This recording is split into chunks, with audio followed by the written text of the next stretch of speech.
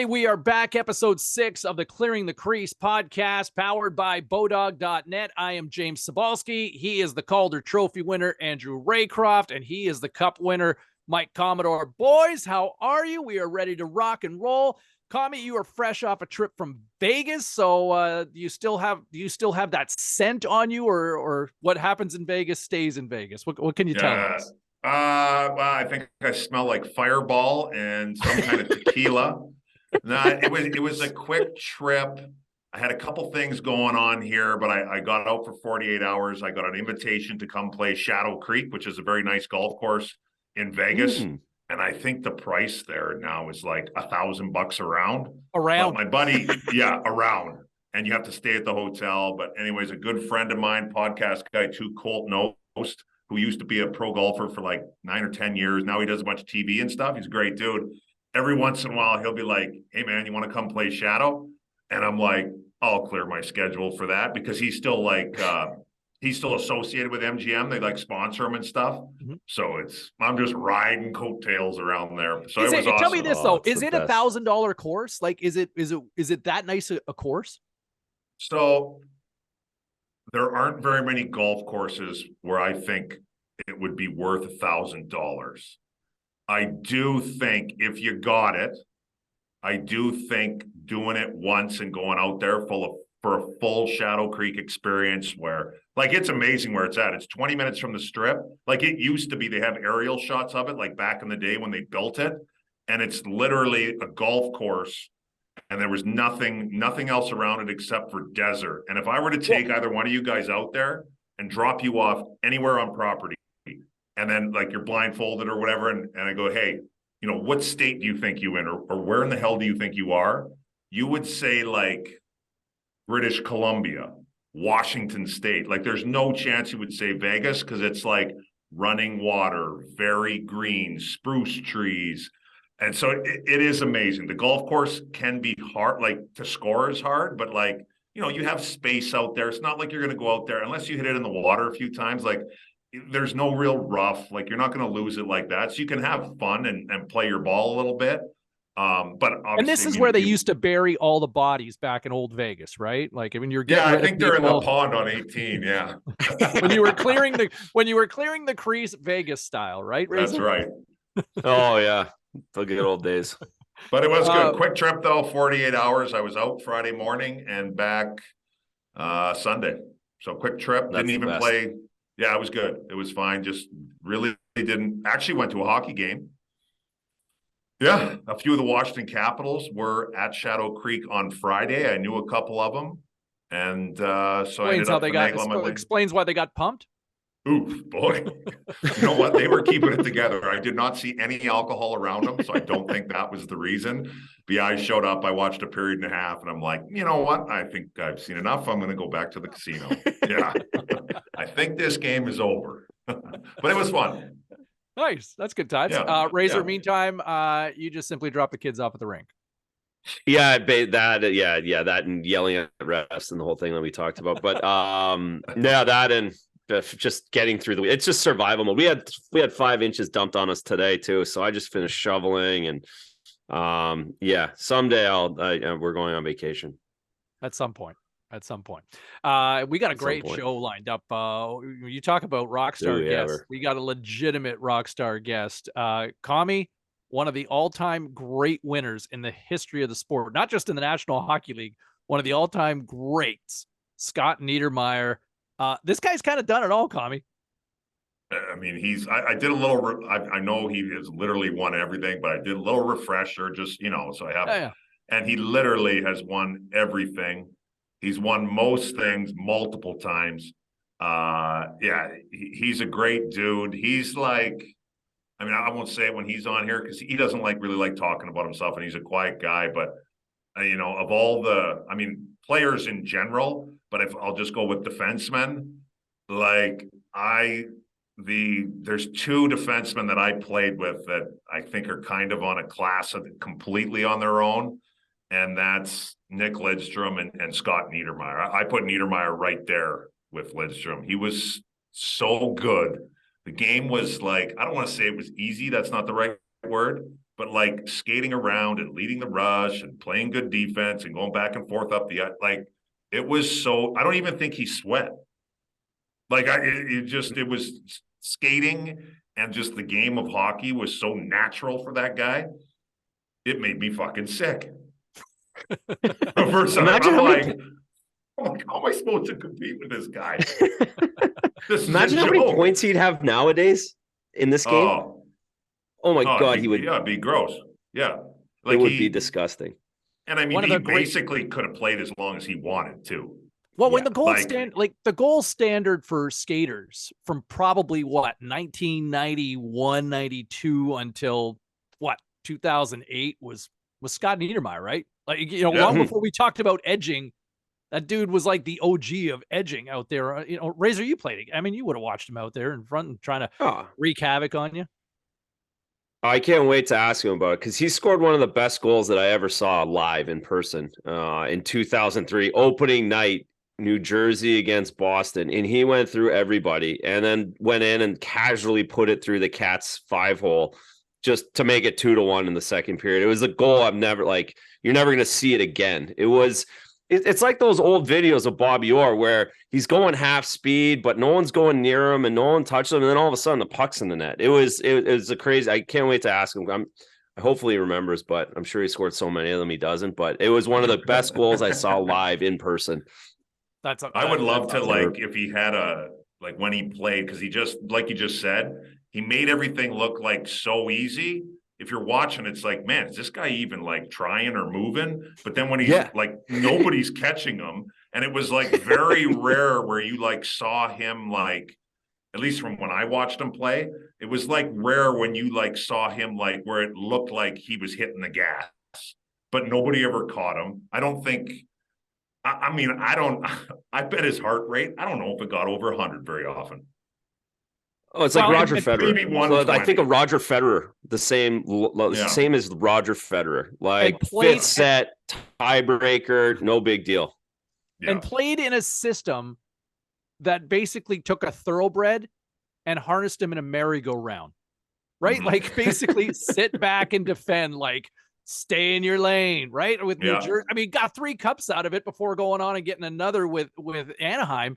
But just remarkable that a lethal weapon like that was just constantly in a position to just defend. Like, almost every other coach would have said, unleash the beast, right? Yeah, go. That'll be a great question for him, because I think like that. I think I remember hearing him talk about it a little bit once, or maybe he was talking to somebody and I was listening. And I think it was like, he was just like, yeah, that was hard for me at first. But then I think like once he realized that like, playing in your own end and defending and stuff is important too for winning, and like, go every once in a while, whatever. I think it was something that was hard for him at first, but then, he's smart enough to really, Scott Niedermayer's no dummy. He's like, okay, I'll do this. And then the cups just followed along with everything else.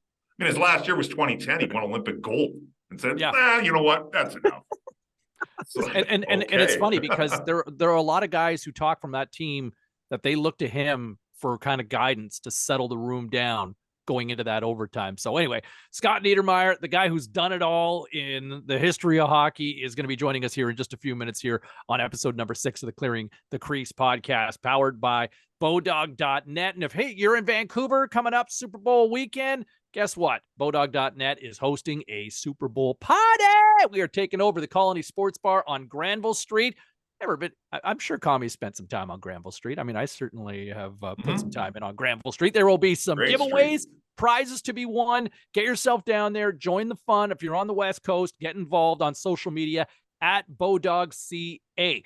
All right. Get all the action, too, on the road to the Super Bowl all month long, as BODOG has you covered for all props, game lines, futures from now until the big game and beyond. No flags when you score on a big play with BODOG. All right, let's jump right into this. Farhan Lalji is going to join us from Vancouver coming up in just a little bit as well from TSN. Longtime reporter with eyes and ears on the West Coast. He has seen the good, the bad, the downright funky in Vancouver. And the Canucks, they have struggled to organize a crap in their pants for the better part of the last decade. And here we go for all the hockey world and beyond to see over the last few days. I feel like it has been the story in the hockey world, the firing and the eventual demise of Bruce Boudreau behind the bench in Vancouver, replaced by Rick Tocchet.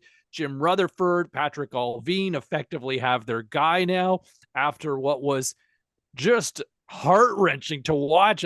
Painful. It was like a train wreck, or everybody just couldn't stop to watch and look at the carnage on the final night on Hockey Night in Canada as Bruce Boudreau choking up, tears in his eyes, breaking down emotionally at the final buzzer as the crowd is chanting, Bruce, there it is. Gentlemen, what do we make, or how do we dissect how this all played out? Commie, let's start with you because you're the closest one here on the West. How do you digest what all went down with Vancouver? I mean, I'm a little on the fence. I got to be honest. I do think, first off, I've never met Bruce Boudreau. I've heard he is a good human being and he's a nice guy. Good. So get that out of the way for sure. But I've also heard he can be a little disorganized or whatever. But to me, I will say Jim Rutherford's comments, he could have been a little like, Jimmy's been hard on Boudreau in the media basically the entire year. And I think he commented on it like, I said some things that I probably shouldn't have. But I do kind of, to me, it looks terrible how it went down. Like he's coming to the rink and everybody knows he's getting canned. And don't get me wrong, optically that does look brutal. There's no doubt about it. But I do think it has been like a little bit blown up in the media. And like, I get the impression that Bruce is pretty good working the media too. Like, I'm not saying those emotions aren't real or anything like that, but it does just seem a little played up to me.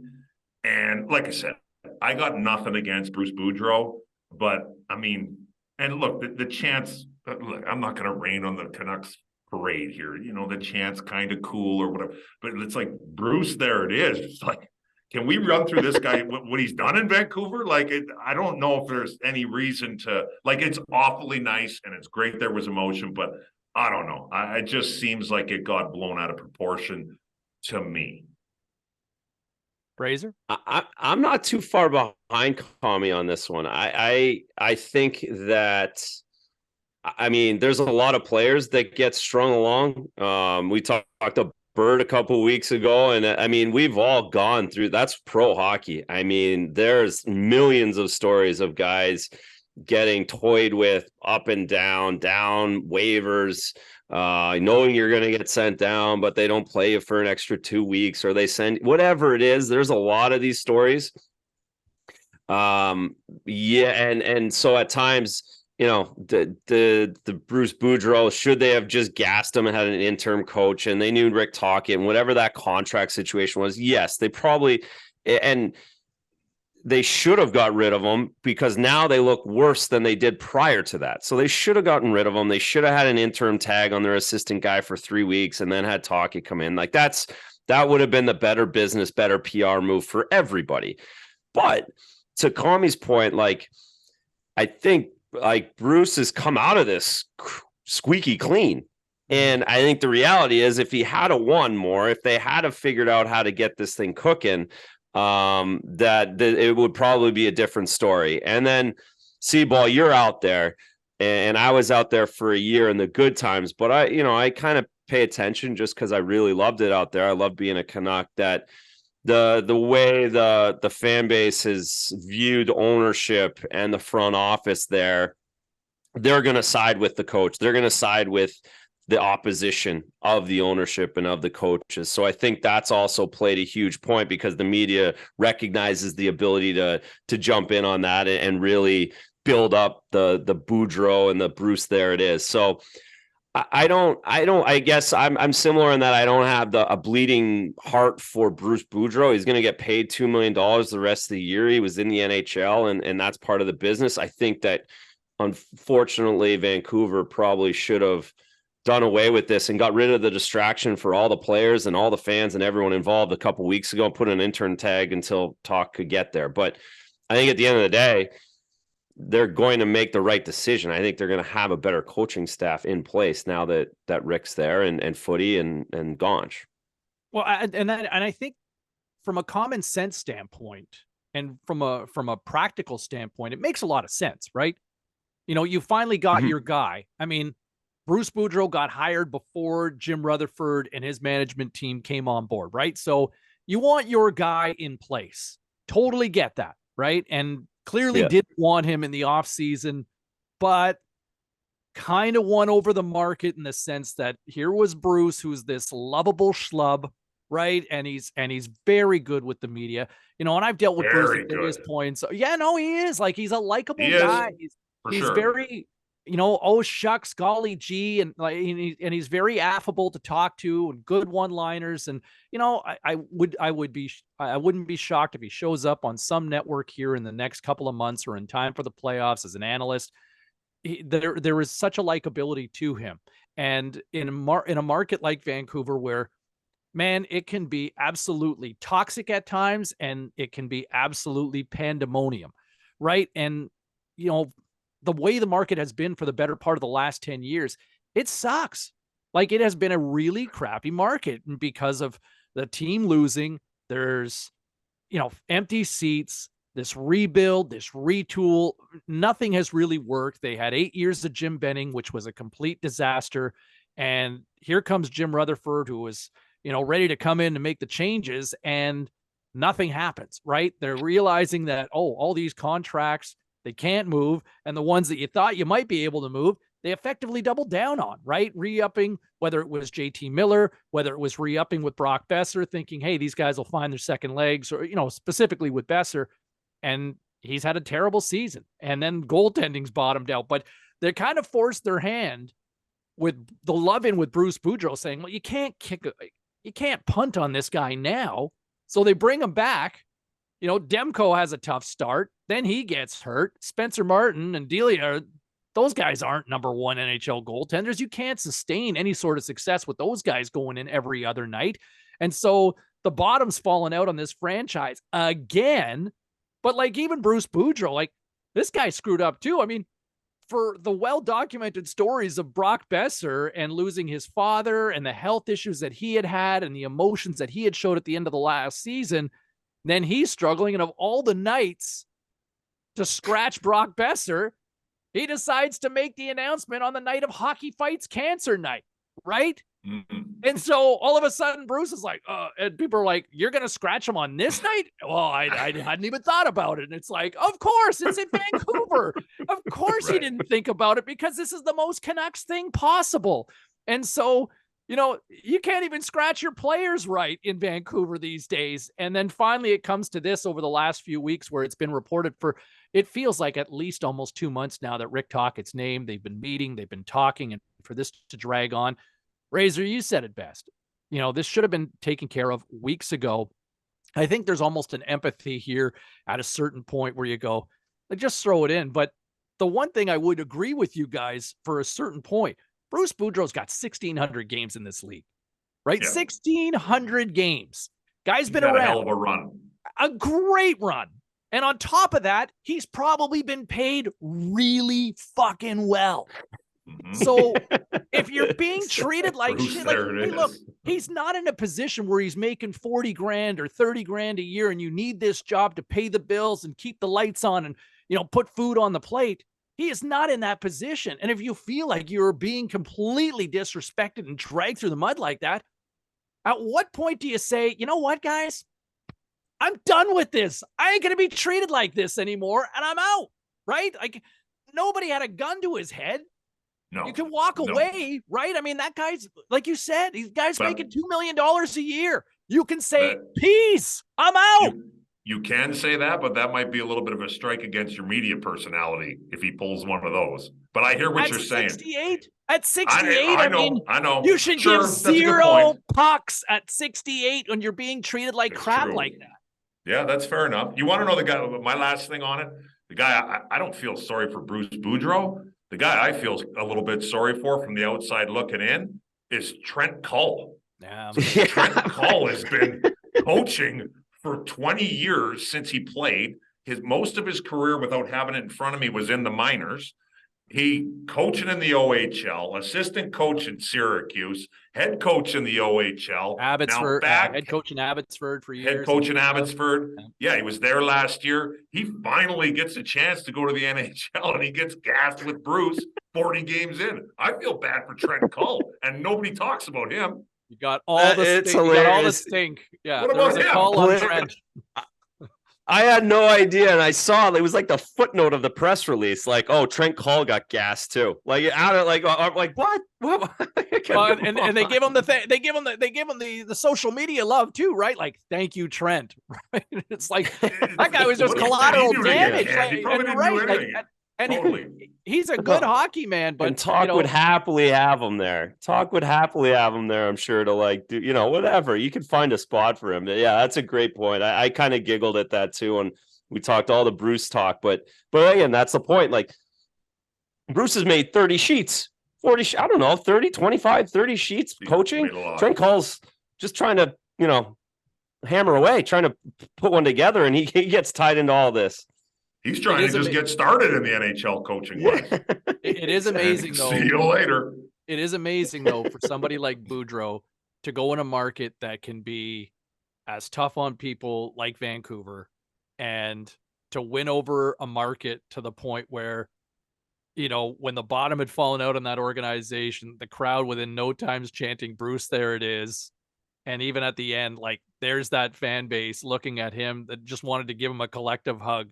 Like, right. Where some people couldn't be kicked far enough out of this market. Right. There he is. They're ready. Hall of Famers. Hall of Famers, right? They might put a statue. They might put a statue of Bruce. There it is, right next to Roger Nielsen and Pat Quinn, right? Like, I mean, waving a towel. Waving a towel. Yeah. Like, if that doesn't sum up the Canucks, and I say this respectfully, but like, Roger Nielsen, a wonderful human being, but I mean, there is something kind of ironic about a statue of a guy throwing in the towel, right? I mean, look, it's way more complex than that. But man, when that's kind of the symbol outside your arena, with a stick throwing in the towel. It's so true. It's so true. The towel.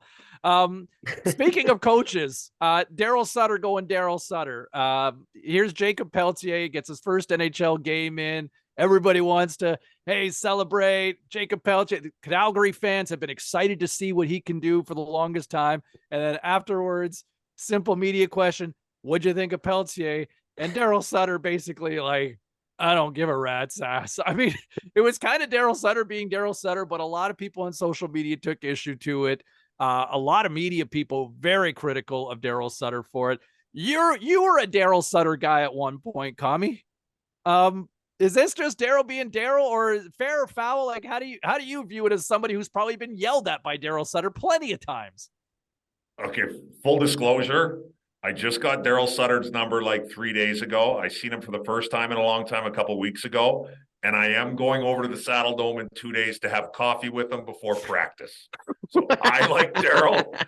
This might be a biased answer. Might be a little biased. So we'll save it for the next episode. I will say I listened to it a couple of times, and it didn't come across well. It did come across as like if he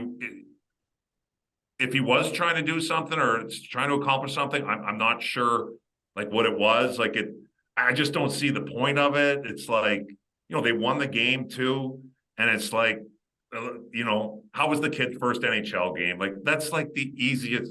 Hey, maybe we didn't, if you want to say we didn't have enough, we couldn't get him out there, as much as we'd like to, but he looked good. I mean, everybody remembers their first NHL game. So I just don't know what he was trying to accomplish there. And I will say, even though I do have to have coffee with him in 2 days, and I am looking forward to it, I do like Daryl. It definitely didn't come across well. And the worst part might have been, what number is he? I'm like, when he opened up with that, I was like, oh my God. Like puts his glasses on or whatever. We put the glasses on. What number is he? I was like, oh my God. When he put the glasses on, I almost fell out of my seat. Oh, that was beautiful. It was a thing of beauty. So, He is honestly though, he's the Columbo of the NHL, right? Like he plays the simpleton, but he knows what he's doing, man. Sorry, Razor. No, that was the same thing. So first thing I did was I went back and I saw the clip. And I'm like, okay, they must have lost 6-0. Like it must have been no reason to ask the question. They lost 6-0 at home. Like it must. And then I saw that. I'm like, oh, okay, that's interesting. So again, to Commie's point, and I think this is how players think is like, okay, what's the angle? Because there's always an angle. Because he's been around for a million years. He works the Canadian media very well. Like we just talked about Boudreau, he works it very well. He knows when he can push and when he can say somebody shit their pants, and he knows what that reaction's going to get. Like he gets it. And so I'm the same way. Like, what was the angle? Was he forced to play this kid and he kind of pushed back on the management, or is he trying to keep this kid in play? Maybe the kid's really cocky. Who knows? Like these young kids, maybe this kid's walking around the room like he's a 10-year vet. And maybe the older guys have already said something about it.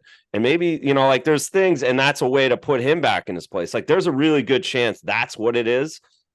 The young guys do have a lot of liberties nowadays. And an old school guy like Sutter, this kid might be the first one in line at the buffet. And he just wants to kind of put things where they need to be. And this is one of his ways of doing it. And I'm sure he got a response from the guys in the room would have saw it.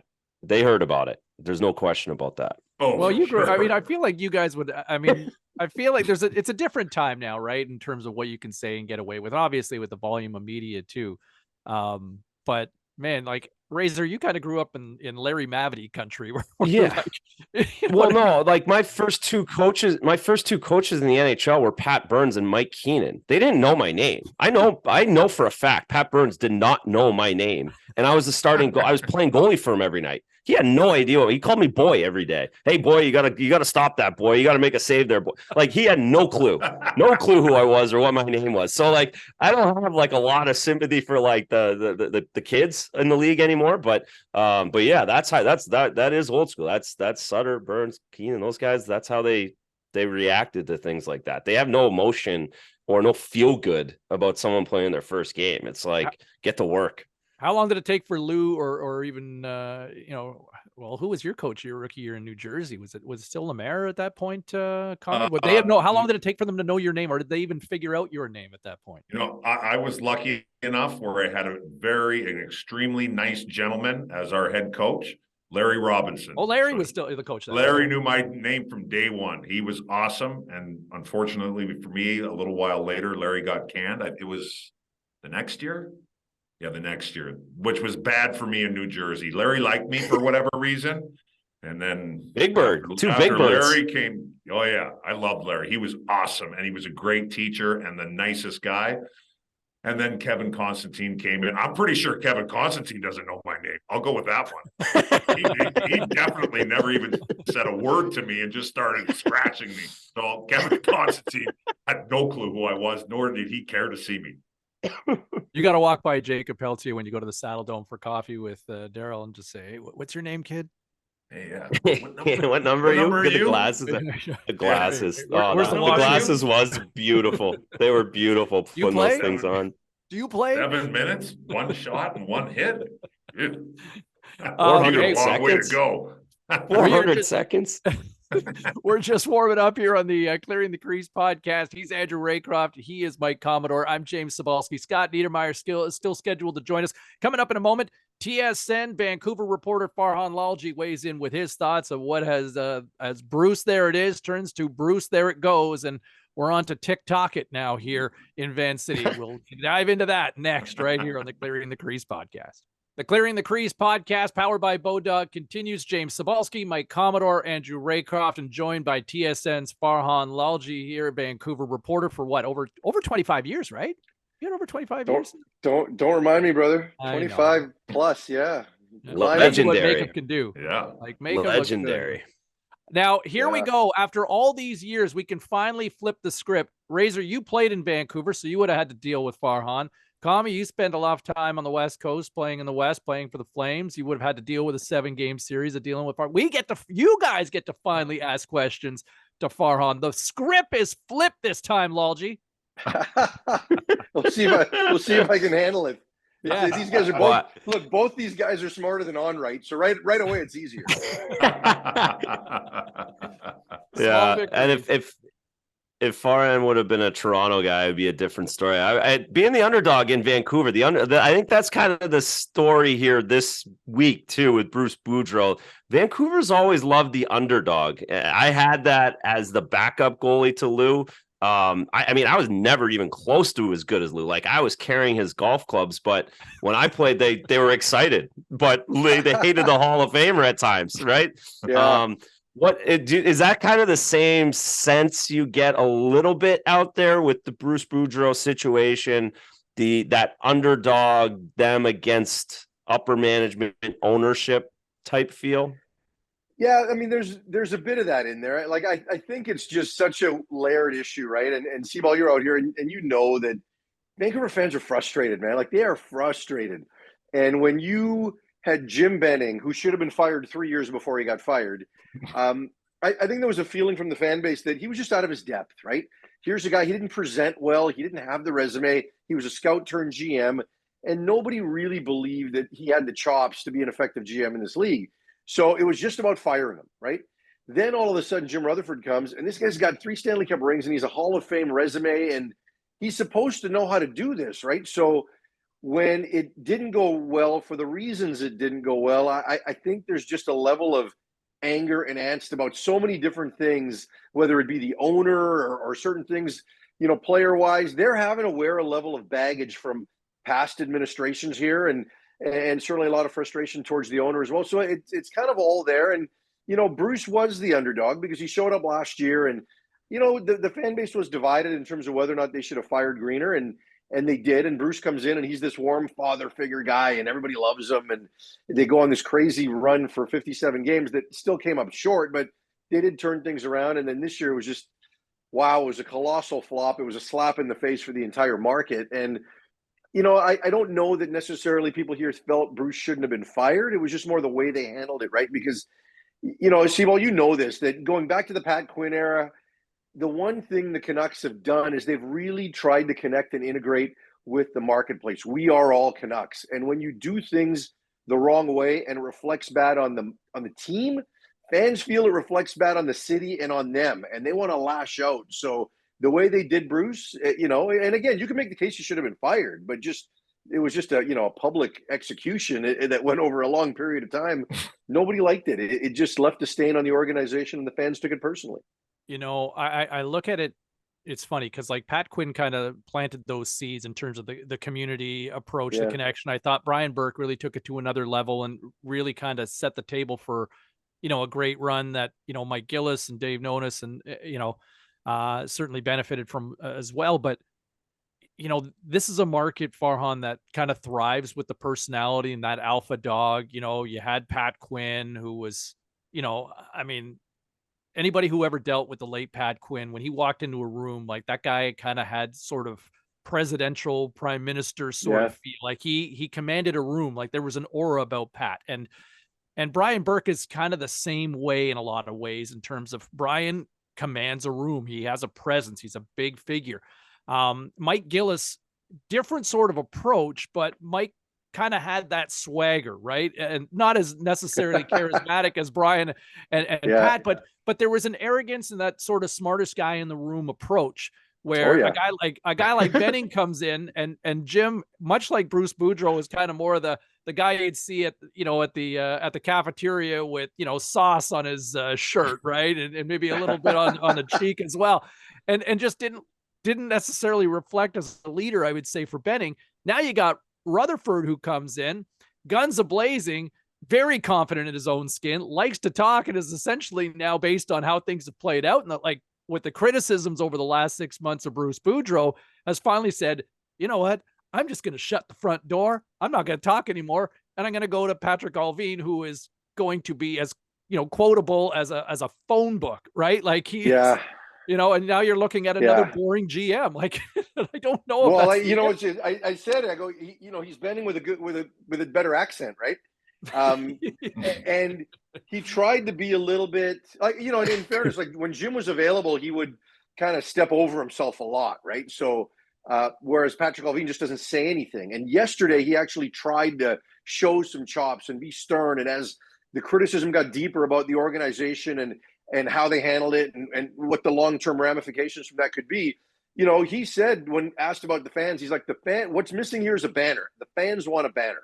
And he's right. They do. And winning cures everything, right? But when you lose, and listen, this offseason was a loss for this management team.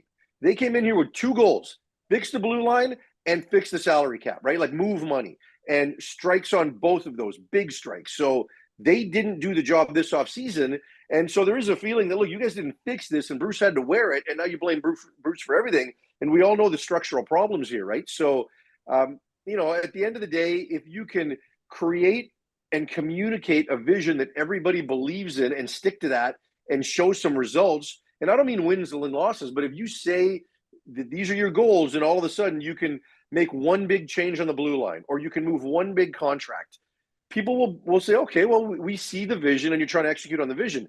Right now, people don't necessarily believe the vision either because they're not committing to a rebuild. I think the fan base is actually ready to finally have that, right? If it's executed properly. So I think a lot of fans just think, God, we're going to be in this again in 2 to 3 years where they've doubled down on some bad deals, where they haven't really developed any young talent or acquired any young talent. And we're going to be talking about this again in 3 years. And maybe the next management team will give us a rebuild, right? So, part of it is the message, part of it is the way it's communicated, but I just think you've got a fan base that's just worn a lot of grief for a long time, and they're almost at that point. We've talked about this before about how the Canuck brand in this marketplace, because of some of the things that Quinn and Burke and others did to embed it, I've always felt the Canuck brand in this market was Teflon. Like you just couldn't hurt it. I'm not sure about that anymore. People are really, really pissed. So let's see if they back that up with what they do with their ticket sales, right? This is where Commie thinks he's going to make a comeback here, but he can help that blue line, right, Commie? You could. Commie, you're a righty, aren't you? I'm a righty, but I'm going to need about 9 or 10 months of skating before, and then maybe. Well, it's a patient marketplace, right? We're ready for a full. Yeah, there we go. Yeah, give me a couple years, then maybe. Yeah. Moving. I know he just got there. I know Rick Tocchet just got there. I never played for him, but I have heard that he's not scared to crack the whip. So, like, I mean, in your opinion, you think that's something that's needed there? What are your first impressions? I think he just got there today or yesterday, wasn't it? So, like, what are your first impressions of him? Yeah, I mean, I don't know yet, right? Because for me, I did meet him yesterday and talked again to him today, and he seems like he has an idea of how to tackle the job, right? First practice, there was a little more physicality and intensity and competitiveness in the drills as opposed to a lot of flow drills and hard lap between drills and all those types of things. He wants to do some things to get these guys' attention. Is he a little more detailed? Maybe, I think Bruce kind of wants to get the best out of you individually, right? He wants to try to motivate you and wants you to try to buy in, but he's not necessarily going to win with a lot of details and win with a lot of system play and things like that, right? He wants you to do what you do best. And sometimes what everybody does best doesn't always mesh. So I think there is going to be a commitment to detail eventually, right? Right now, they've got 3 games in 4 nights, then the All-Star break. So I think during that break, when he's able to get the guys back in for a few days before their first game, you might see a little bit more in the way of structure implementation. But, like the roster's flawed, right, Commie? Like it's flawed, especially on the back end. So, you're asking him to make chicken salad out of chicken, you-know-what? And, and Jim even said that, we need to find out if these guys can play better or if this is who they are. And I think at some positions, could he get JT Miller's attention, right? Like JT Miller the last 2 years and JT Miller this year, kind of 2 different guys, right? Can he get him to channel his emotion in the right way? Because when it's not going well, like it brings the entire group down.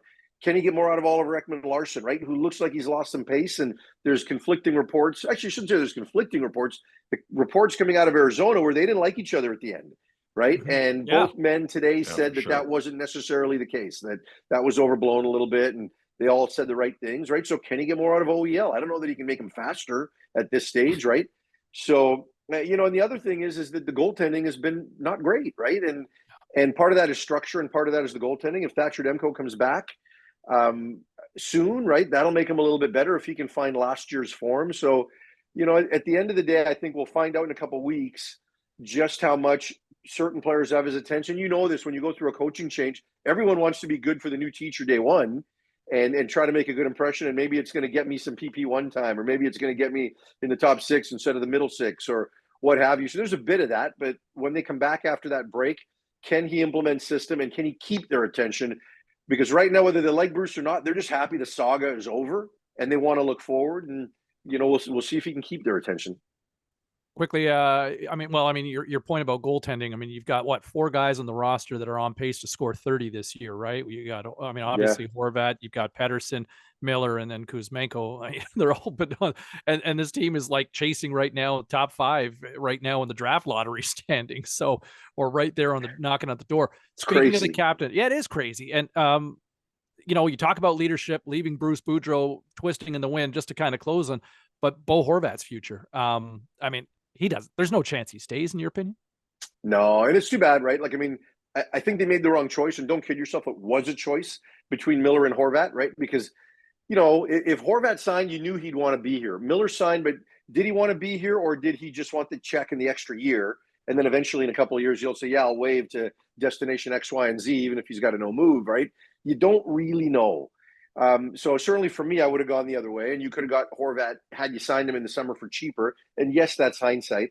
But I'm curious to see what happens with Horvat and Tocchet, because how much investment do you want to make if you're Tocchet, and how much do you want to buy in if you're Horvat? And Horvat's a character guy; he'll buy in, but I think he knows he's going to be moving too, right? So it'll be interesting to see how much effort is made by both men in terms of trying to build what will ultimately be a short-term relationship. But I've heard that it's been reported that they are going to take one more swing at it in terms of trying to get Horvat done, but I just don't see a path to that, right? He's earned an $8 million deal. The Canucks themselves have created, the Canucks created their own comparable by overpaying JT, right?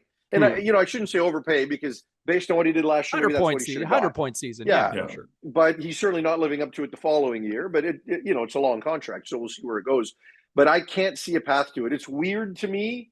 First of all, I think they should move off of Bo and JT because they need to truly rebuild, but that's not going to happen. But it's awkward to me that you're going to get Kuzmenko and you're looking at signing him to a deal that's going to pay him 6, but you won't sign Bo to a deal that's going to pay him 8, and you shouldn't. So should you be doing the Kuzmenko deal, or should you monetize that asset? But at the end of the day, they're not committed to a real rebuild. So as much as we want to say, yeah, they should move these guys, they're not going to move them all, because that'll set them back a lot farther than they want to be. Thanks for this. Nice to catch up. Man, never a dull moment. Please come and do this again sometime. But before you go, because you travel so often covering the National Football League, give me your early Super Bowl prediction. I'm going to take Cincinnati and Philly. Yeah. And that's a tough one for me with the Mahomes injury matters. And, I said before that DeMar Hamlin game that I had Cincinnati winning the Super Bowl because I thought they were the most complete team in the AFC. And I figured they would win that first Buffalo game and play it at home. And then we played last week and I picked Buffalo to win. So I don't know that you should be coming to me. I didn't think they could handle losing. I didn't think they could handle losing their 3 linemen, but Burrow's great. He's not intimidated by playing Mahomes in Kansas City. Excuse me. So I think they get through, and I think they'll find a way to win the Super Bowl if they do. But some great teams, complete teams with great defenses in the NFC and elite quarterbacks in the AFC. So should be a fun weekend. I'm with you. I've got Cincinnati going the distance, and I'll tell you what, more and more Joe looks like another Joe from the past, man. Yeah, and not to put too much heat on the guy, but man, he is just cool and calm. He is the new Joe Cool for sure. Thanks, brother. Thanks so much. Anytime, my man. Yeah, thanks. Thank you. Appreciate it. Thanks for your time. Razor, next time, feel free to jump in. Hey, don't let Commie take all the questions.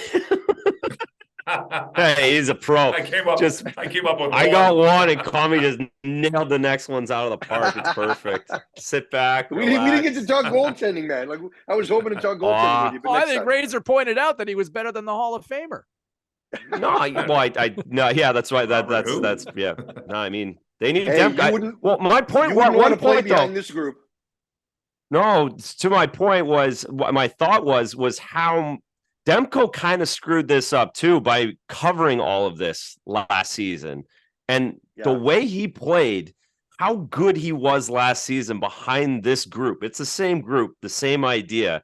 He really made them look a lot better than they are. And I think that's an unfortunate part as well, in that he played so well that it allowed them to bring Bruce back. It allowed them to go on a run last season. And that's from my goaltending point of view.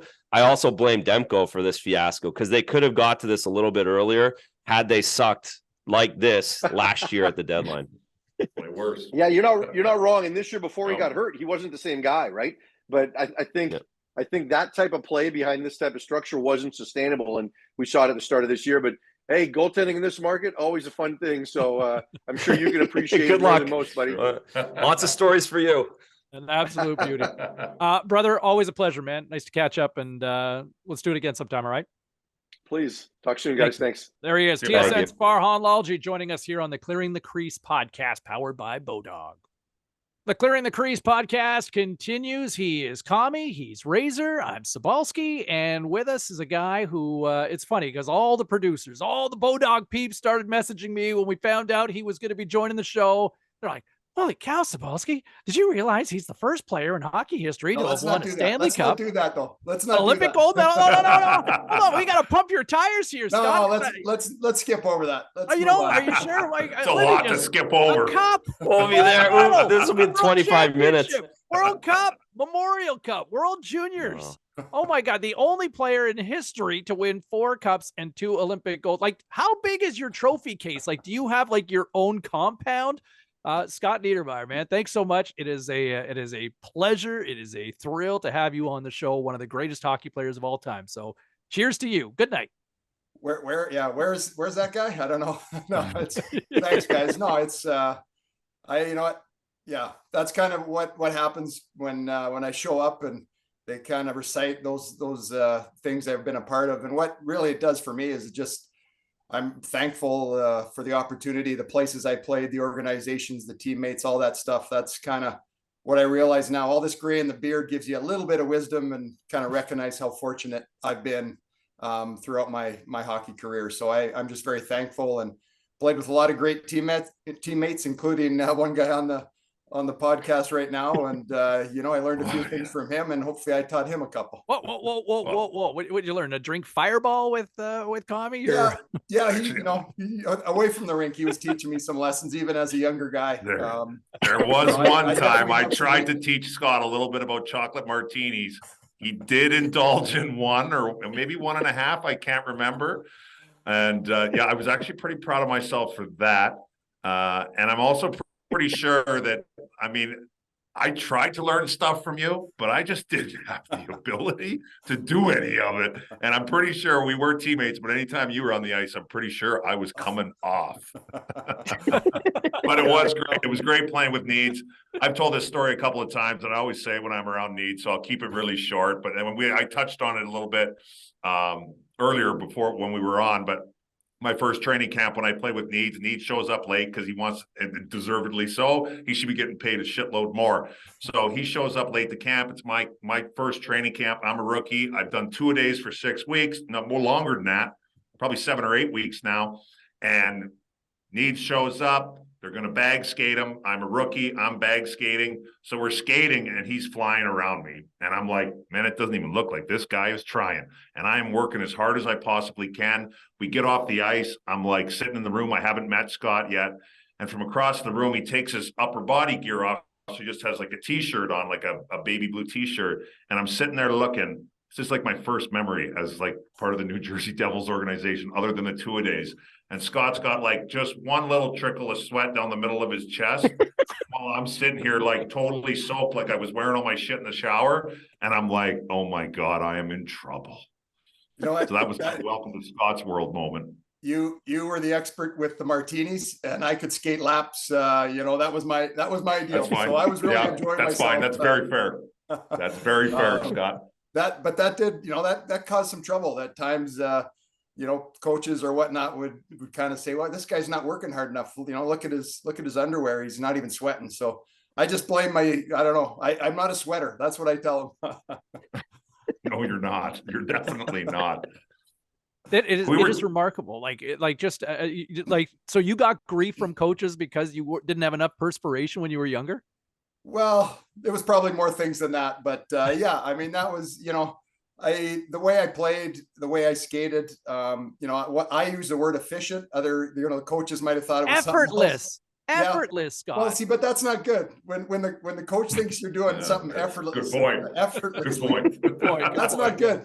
So I heard a lot about that, and I had to. Maybe that's something I learned from Mike, was how to make it look like I'm working a little harder when I'm skating.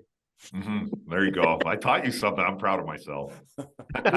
we were kind of chuckling, when we were kind of just teeing up the show at the outset a few minutes ago, but just how, you were revered for being one of the all-time great skaters, in the National Hockey League, and you were kind of the, hey, who's a great skater? Boom, that guy, right? In terms of just your, again, we're talking about effortless and all that, but the way you moved out there.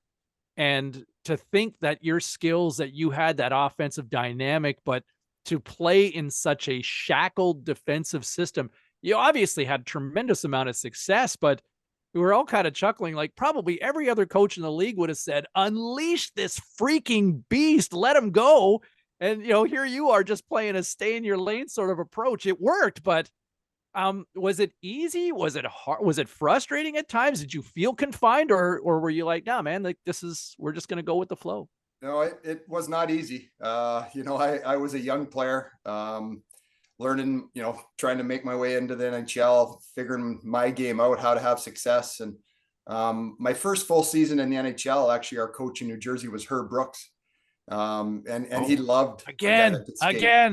Yeah. Like he loved it. Like I remember his first phone call to me in the summer when he got the job, and he didn't even really introduce himself or anything. The first words, and then he kind of went silent. He said, legs feed the wolf.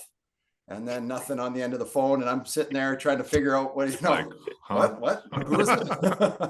But he loved that type of hockey. So my first year, I was just out there doing my thing, what I thought, hockey was, or how I kind of wanted to play it in my own mind. And the year after that, Jacques Lemaire and Larry Robinson were hired, and they had a little different vision of how the New Jersey Devils were going to play hockey. And to be honest, right at the start, I was excited. I mean, these were two legends, two successful players, coaches, had, long list of winning Stanley Cups, not just one. Yeah. So we were excited as a team. I was personally excited to learn from these guys. And the first year we went to the conference final, lost in overtime in Game 7. And the second year we ended up winning a Stanley Cup. So, those first 2 years, Jacques was preaching defense. We were playing it, and I was I wasn't, it was fine. I was trying my best to do those things and kind of contribute. But after that, the next maybe couple of years after that was kind of when I started to get frustrated. You kind of, I guess you have a bit of success and you think you have all the answers, as I did as a young player, and kind of push back a bit with Jacques, and, wanted to do things a little differently, the way I'd played my whole life. And I ended up probably losing that battle over the next couple of years, and slowly but surely just accepted, the idea of playing a real responsible game of hockey and not taking chances and not getting caught. And that's so you challenged Jacques a few times in that time, Scott? Well, not directly, but I kept doing the things he didn't want me to do, and he kept sitting me on the end of the bench, and Very okay. It's like that. Much greater. He was more stubborn and better stamina than me. Eventually I'm like, I don't want to sit on the end of the bench anymore. I guess I'll just not give up 2-on-1s and not get caught and do that. But, now again, perspective, you look back, and I learned a lot of valuable things. I really honestly would not trade an extra couple points or anything for the success our teams had that I got to be a part of. And, whether it was internationally, whether it was in the NHL, I think the things I learned made me more valuable player to the teams I was on. So I'm thankful for it now, even though it was hard. It really, there were some years where I was really frustrated and, wanted to be somewhere else and just wasn't really ready to accept that that was a way to play the game, for sure. There's no doubt. I have something to touch on because I didn't know. Sorry, Razor. This will be quick. No. And maybe this has something to do with it, but I don't think. What the hell were you doing in Utah for 5 games? Was that an injury thing you were coming back for? I saw that today. And Hey, I'm like, why does the show always come back to Utah? It always comes to Utah. I'm like, What? Bert there he was too? in Utah. Are you just trying to show me you did some research here? You kind of looked into it. And I'd It's like to let you Wikipedia, know, right? you were on a pretty good pace for their green jacket there, Scott. 5 Was games it? minus 5. That's why I had to get out of there. Can't play with these guys. They're terrible.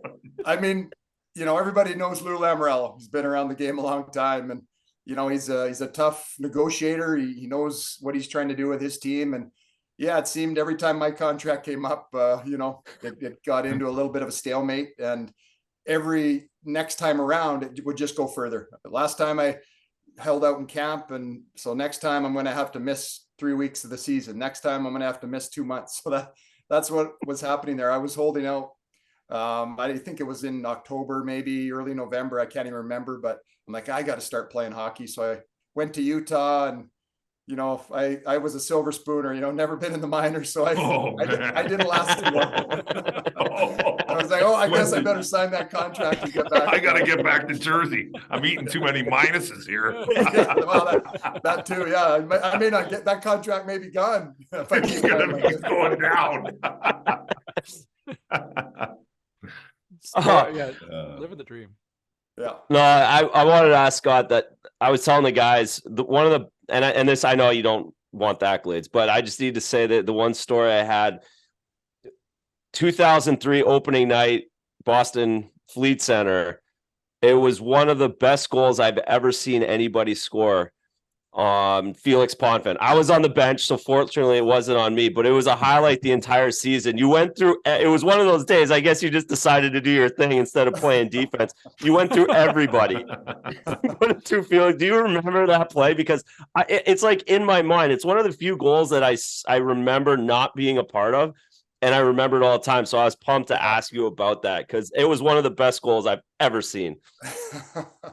Well, you try enough, you're going to get lucky, right? Like eventually it's going to work. So, but I vaguely remember it. I think it is, when they show highlights, that is definitely one of the ones that they throw up there. So I sort of have a little vision in my head. I don't remember it actually at the moment. Okay, good.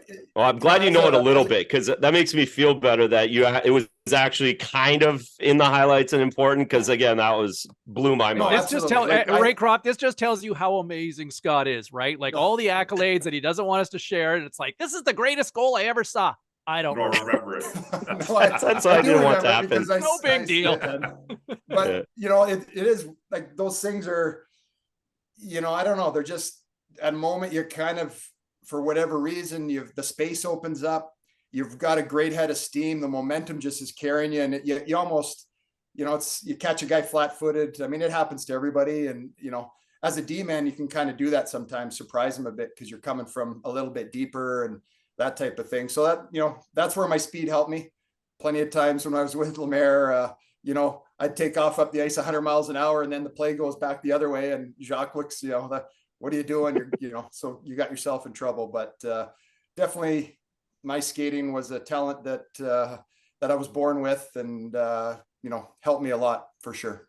To that point, guys, let me just jump in again. Do you watch hockey now? Do you watch the NHL a lot now? And the other point I made before this was, how many points would you have in this NHL? When you talk about skating and jumping in the rush, I'm watching the Boston Bruins every night, and I mean, everybody's going. It's the Soviet Union again. So, do you watch and do you enjoy the game now?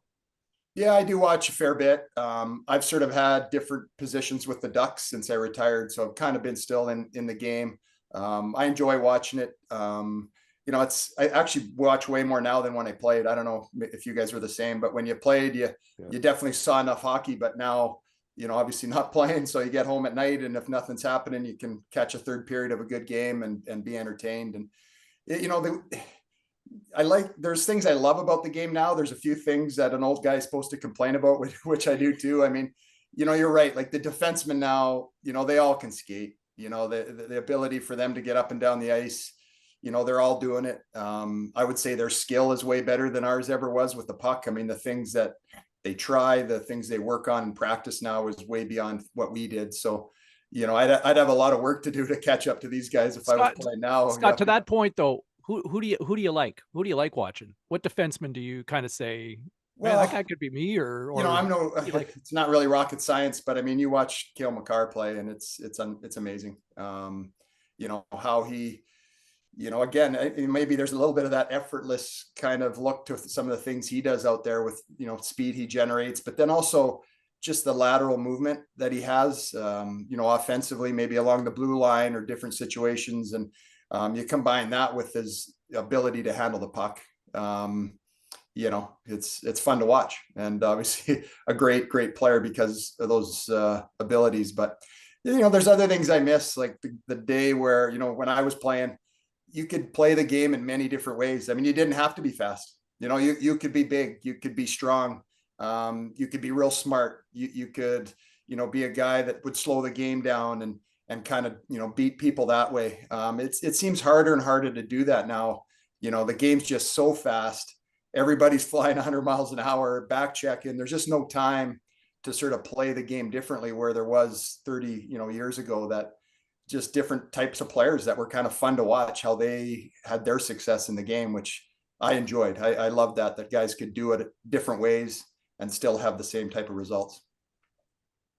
Needs one more thing from me, maybe just because I know it's important to you, maybe just touch on for a second, about playing with your brother and how that ended up working out in Anaheim. And I know we've talked about it a little bit before, and obviously that's a very cool thing. And the fact that, you guys ended up winning together and his first cup and all that, maybe just touch on that for a second, how you got to Anaheim and whatnot. No, for sure. I mean, it's another one of those things that I look back on and it's hard to believe. Like, I don't know if I would have believed it if someone had made a movie or like, how it all turned out for us. We grew up, we're a year and a half apart. So we played hockey together every second year. On a team, we had the same group of friends. We were together almost all the time. So we kind of took it for granted. We had lots of fun together. I went to play junior in Kamloops. He went to Medicine Hat the next year. And from there, we kind of were apart. We weren't playing together for up until, I guess it would have been 2004. We ended up, I guess we played against each other. I'll say in a sec, but the next time we played together was 2004 for Team Canada in a world championship. So, that had been almost 15 years since we had played together. The year before, 2003, my brother was in Anaheim. I was in New Jersey. We meet in the Stanley Cup final. Mm-hmm. So as we were both going through the playoffs, they're having success. We're trying to do the same thing. And, they actually qualified. They won their conference final before us and made it to the Stanley Cup final. And I was excited for them. Just, the days of competing, the days of wanting to beat the pulp out of them when we were younger were sort of gone. It was time to, get in his corner and hope he had some success and try and win a Stanley Cup, which, all of us wanted to try and do. And so they were there, and we're struggling with Ottawa, trying to get past Ottawa. And we ended up winning that series. So at first it was like, this is great. We're both in the Stanley Cup final. Someone's going to win the Stanley Cup. And then you start kind of thinking, well, someone's going to lose it. That's going to be kind of at the end of this thing. It's going to be an awkward kind of thing where one of us is going to be real happy, and the other guy's going to be devastated because you get there and that's, you've put the same work in as the guys that have won. You've blocked the same shots, the stitches, all of it. Yet you've got nothing. You go home and you go, thanks for coming, guys. And did you guys communicate at all during that cup final? Like, did you guys go out for dinner at all, or did you stay away from each other through that series? No, that's a good question. Actually, I don't think we did. I think we probably talked prior, and then we just kind of went about our business, trying to have success, help our teams. So as it went, we ended up winning in game 7. It was my third time I'd won. He had yet to do it. He'd been there twice, and it was really strange for me. I was excited, obviously, for my teammates, myself to win, and then shaking his hand in the handshake after the game. It was tough. Like, I was so kind of, I don't know, I guess sad for him just to see the effort, how hard he played, and to shake his hand. And I think I said something like, you played like a champion. And I don't know, what do you say, right? So Yeah. it was an awkward position. It was kind of a weird experience to have to deal with that.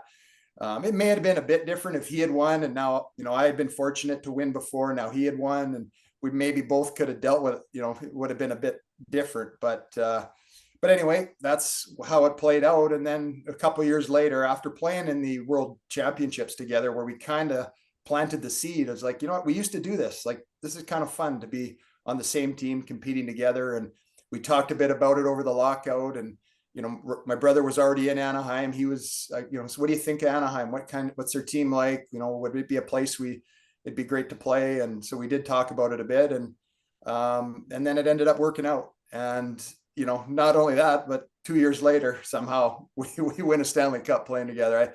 I like that. That's not a real story that most people would believe, that we were in those situations competing against each other. And if, whatever it was, 4 years later, we were playing together and able to win together. And it's really the highlight of my career for sure. Being able to do that.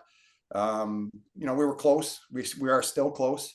He definitely had a different path than me in his career, where had to deal with some injuries. Sort of his role he had early in his career, he had to make some adjustments and kind of figure out a way to be valuable to his team in a different way. And he did that. Really proud of what he accomplished in a much different way than, I was sort of fortunate. I didn't have those injuries, knock on wood. And I was in, on teams, good organizations with good teammates that just make it easier and make it more fun to go to the rink. So, you kind of recognize the different paths everybody takes, the different challenges. And I was really blessed, like I said earlier, that the situations I was in, couldn't have been better, really. So been very lucky. That's incredible. And to have that bond in that moment, to be so close and to have that together. Awesome. There, that 2007 Stanley Cup final, there are two things that stand out. I'll save the second one for Razor here in a second, but the first one was so uncharacteristic. When I first broke into the business, I worked in Ottawa and I covered the Senators, got to know Daniel Alfredson a bit. And just a prince of a human being, but that cup final where the end of the second period in Ottawa, they're down in the series and he fires a puck at you, like the most uncharacteristic thing that he just hammered. Hammers a shot at you, Scott. That was stupid. I forgot about that. Yeah, it was unbelievable. There's a couple pieces to that. Yeah. Okay. That was, it's when you're out there competing, you sometimes cross the line. I've done it myself. So. Okay. So tell us the story then. Yeah. When I was in New Jersey, we'd end up playing against each other a fair bit. We're about the same size, neither of us was intimidated much by the other guy, and we and you had played each other in the 03 in the conference final, right? What you said before you got to play your brother in 03. In some big important games, we were against each other, and we seemed to kind of get into it a little bit. We never pretended we were, not that either of us knew how to fight. Maybe he did, but that never happened. But a cross check here, a slash, a bit of an elbow there. That we had that going on. So I'm sure when he looked up and just the emotion and intensity of a final, and he saw my ugly mug, he's like, I know what to do with this puck. Fuck this guy. So I kind of knew right away, that it was him, and it kind of made sense a little bit. The rest of our team was fired up, like they wanted to, catch him and let him know that that wasn't going to fly. But at the same time, having been around and just recognizing the situation, I'm like, well, that's perfect. If we have those guys that worked up and sort of distracted from the game, we're in a great position. So tried to calm the guys down and said, you know what, guys, let's just win a hockey game. It's all I care about. Puck never really got me in a bad place. Maybe if it got me in a bad place, I would have had a different strategy. But it made a bit of sense to me, where I think, like you said, it would sort of look like a really strange thing, but with our history and sort of a bit of the rivalry, I guess the two of us had with each other, it made a bit of sense to me. Was anything said in the handshake out at the end of the series, or did you guys ever talk about it? Yeah, I think he apologized at some point. I don't remember exactly, but yeah, I don't think he afterwards was proud of it.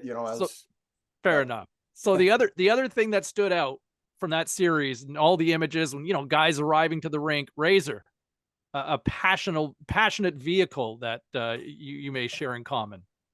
Yes, In common. I didn't play the same position as you, Scott, but I was very inspired around 08, 07 when you had the Prius. So I was telling the guys before that I've had a Prius since I lived in Dallas. So I was living in Dallas and I was driving 30 miles a day to the rink out in Frisco. I'm like, what am I doing? Scott Niedermayer has a Prius. I can have a Prius in the NHL too. So I went out, I got a Prius. It's the best thing I've had. I've had two of them great. since. I mean, I thought it was alone. So, I'm curious if I you thought still it was ride. alone.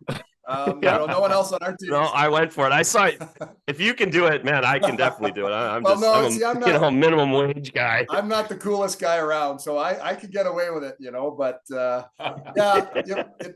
one of the things, I mean, I am a bit of a tree hugger, so, I'm guilty. But you were 15 years ahead of your time, man. Like you were going environment. You were doing the right thing for the environment long before anybody thought about doing it. We kind of went, what's he driving? And that's like, oh, hey.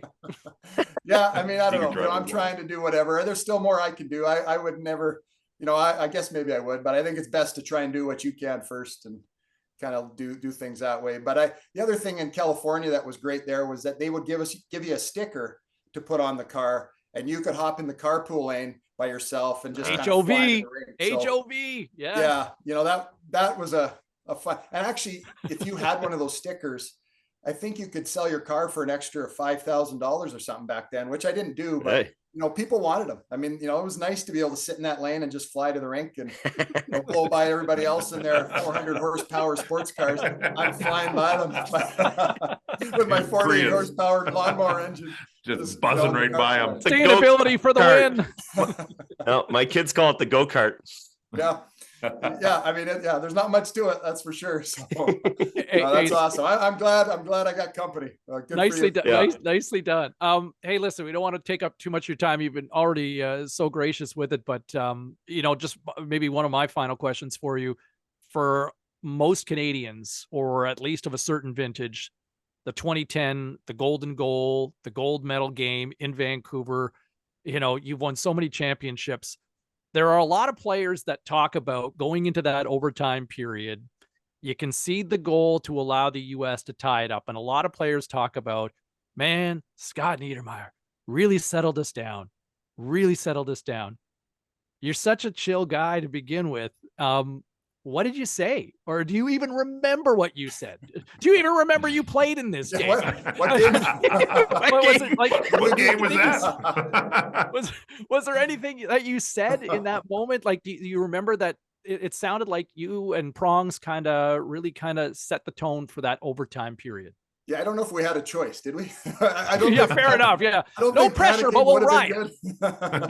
I don't think hiding in the equipment room and not coming out would have been good. I kind of went through those options. What do I do here now? No, I mean, I think I'd been around and I'd been through big moments like that, and there is a lot to it, and have that experience where the pressure, you feel it. So now, how do you react? What do you do? And I think the ability to kind of just stay to what you are, just keep doing what you've talked about as a team, just believe in it, trust each other. That's your answer. And it had worked before. There'd been times where maybe we didn't do that and it didn't work. And so I had that experience. You get in the room after that and you just kind of try and get the message that guys were playing well, believe in each other, believe in what we're doing. We're going to win. Just see the goal going in and let's go out there and do it, and we'll get it done. And that was it. It was a simple sort of belief, trying to stay calm. And it was hard. I will say I was on the ice when the goal went in. There was a pit in my stomach. There literally at that moment, just when they were cheering, I'm like, oh, really? Like that. It was brutal for sure.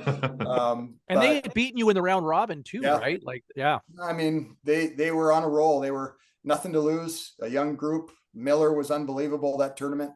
We were playing well, but he was making saves and those guys were just giving her and like I said, nothing to lose. So, but we went in there, and just kind of stayed calm, trust each other, trust what we're about, how we're playing. Cause I believe we were playing well, and then it happened. So the story is, great. If it turned out the other way, I wish I was hiding in the equipment room somewhere.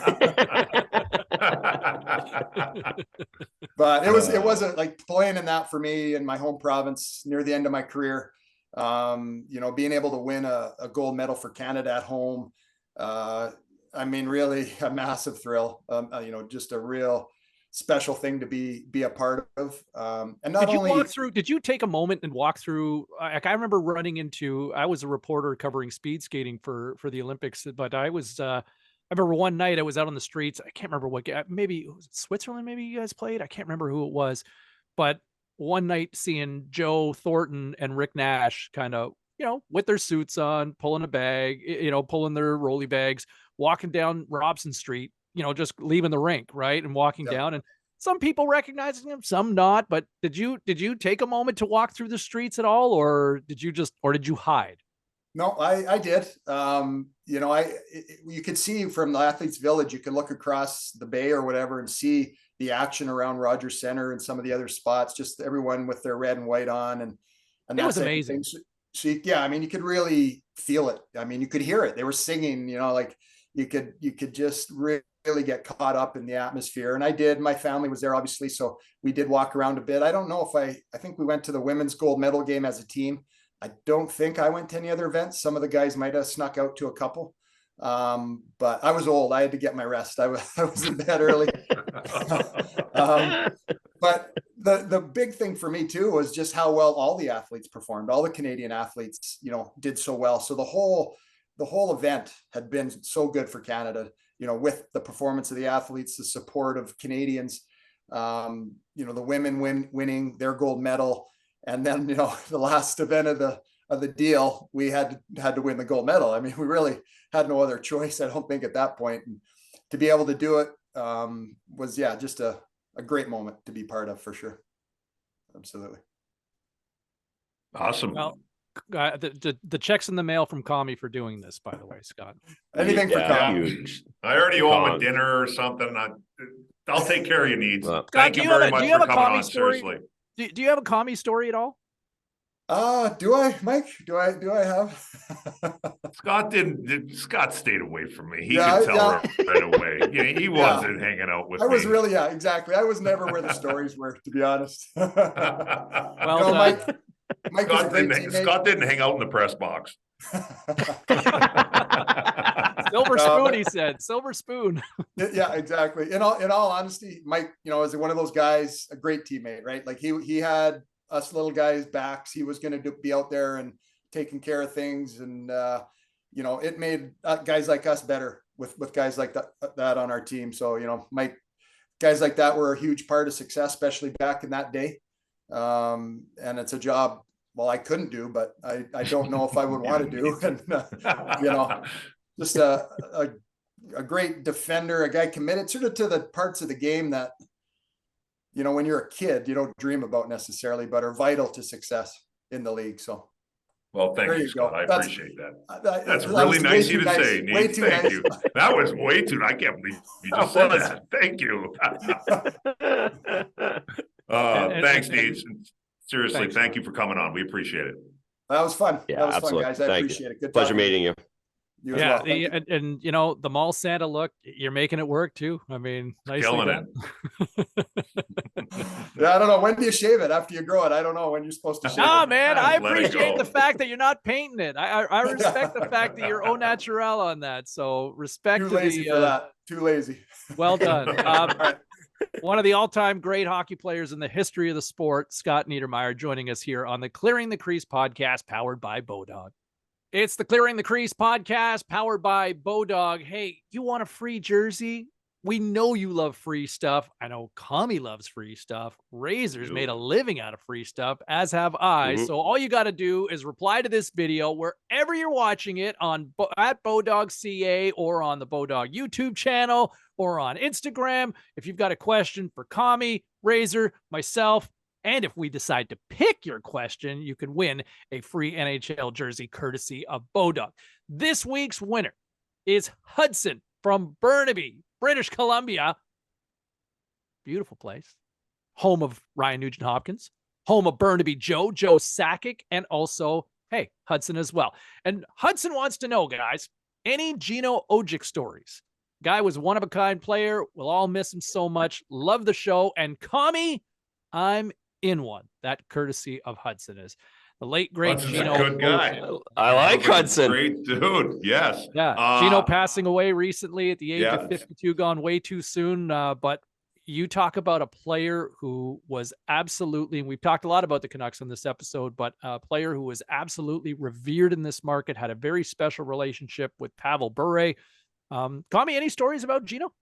So I've never met him. I've heard he's a great guy. The only, and I might mess it up a little bit, but the only story that I heard about him, because we just missed each other or whatever, and I came a little after him. But the only story I heard is that whenever he would go on a road trip, literally the only thing he would bring is a toothbrush, and he put it in his pocket, like inside his suit jacket or whatever. It was a toothbrush, and I'm assuming toothpaste. Put that in there, and that was it. It didn't matter how many days the trip was. So I heard that story. Somebody told me that a long time ago. And he didn't have a lot of teeth. No, yeah. What Like in those days. What do you need that for? He should have just brought mouthwash, but I guess it's harder to carry. But that's the only Gino Ojic story I heard. I remember when I heard it for the first time, I was just like, come on. And then they're like, no, seriously. And I was dying laughing. Oh, that's Is there great. any tales from the Maniwaki Mauler? I do. So I got to meet Gino a few times in Vancouver when I played in Vancouver. He's a legend, of course, and he was around. But my story goes all the way back to 2002. So I was third goalie for the Boston Bruins in 2002. They're playing the Montreal Canadiens in the first round of the playoffs. It's Bruins, it's Montreal. We talked to Dougie, and I mentioned that series. Like, it was as intense as it gets. Bruins were the 1 seed. The Canadians are the 8 seed. Canadians knocked us out. But one of the mornings, I get called in to practice with the main team. But of course, like back in the old days, again, like no respect for the young guys, whatever. I'm getting dressed on my own in a dressing room across from the visiting room, like way down the hall. Like, they don't have room for me in the main room. They don't want the third goalie around. Like, I'm getting dressed by myself. So I walk in, Montreal practice before us. I walk in on my own, 21 years old, 110 pounds. I go I'm dressed. I'm going into the washroom. Gino is in the shower in his full gear, having a smoke, having a dart in the shower in the middle of the playoff series. I mean, he's a monster. He's scary as shit.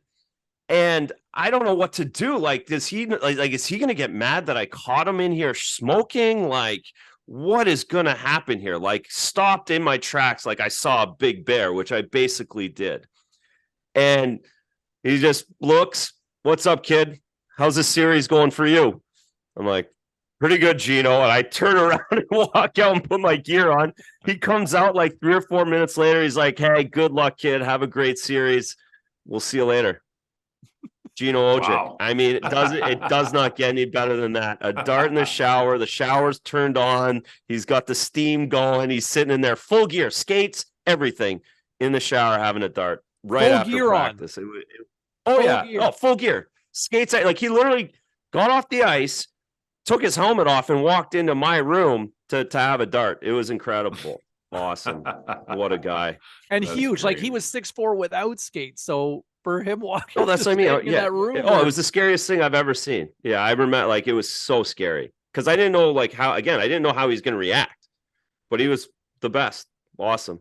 You know, I had a chance to talk to Gino more than a few times in the later years, and more just as he was kind of dealing with his health issues over the last 10 years, and just always very respectful. But man, like, you know, prime Gino, the Maniwaki Mauler, one of the greatest nicknames in the history of hockey, right? The Maniwaki Mauler. For sure. And a guy who, growing up in Eastern Ontario, you'd hear a lot, Maniwaki not being all that far from the Ottawa area. So, you know, he was always kind of seen as sort of a local product in those days, but feared at a time when you had, you know, the heavyweights, right? And it's funny to kind of see some of these videos in the last few weeks and paying tribute and paying homage to Gino Ojic. But, you know, we talk about an era where, you know, Bob Probert was there, right? You talked about Ty Domi, where the heavyweight title was kind of a thing in the hockey world, you know, Stu Grimson, and the list goes on and on with all these tough guys. I mean, Gino Ojic was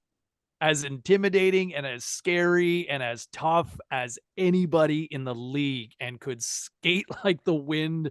And made and just, you know, obviously a very special relationship with the Russian Rocket, right? It was kind of like this Beauty and the Beast sort of relationship that I think Vancouver fell in love with. But Gino was, I mean, he left his mark, gone way too soon, but left his mark. And especially with Andrew Raycroft, a 21-year-old at 110 pounds. I'm surprised he didn't offer you a Demorier there. He probably, he would have. I'm sure he had one if I asked, but I was too scared. There you go. How do you top that? Hey, listen, don't forget to get in on all the action on the road to the Super Bowl all month long. BODOG has you covered for all props, game lines, futures from now until the big game and beyond. No flag when you score on a big play with BODOG. And hey, don't forget, coming up Super Bowl weekend, if you're in Vancouver, BODOG.net will be hosting a Super Bowl event taking over the Colony Sports Bar on Granville Street. There will be some giveaways, lots of prizes to win as well. So get yourself down there on Granville Street to Colony and join us for all the fun and action. Get involved on social media as well at BODOG.ca. That'll do it for this week's edition of the Clearing the Crease podcast, powered by BODOG. He is Mike Commodore. He is Andrew Raycroft. My name is James Cybulski. Special shout out to our producer, Stu Stone. And we will see you same bat time, same bat channel next time here on YouTube on the Clearing the Crease podcast. See ya.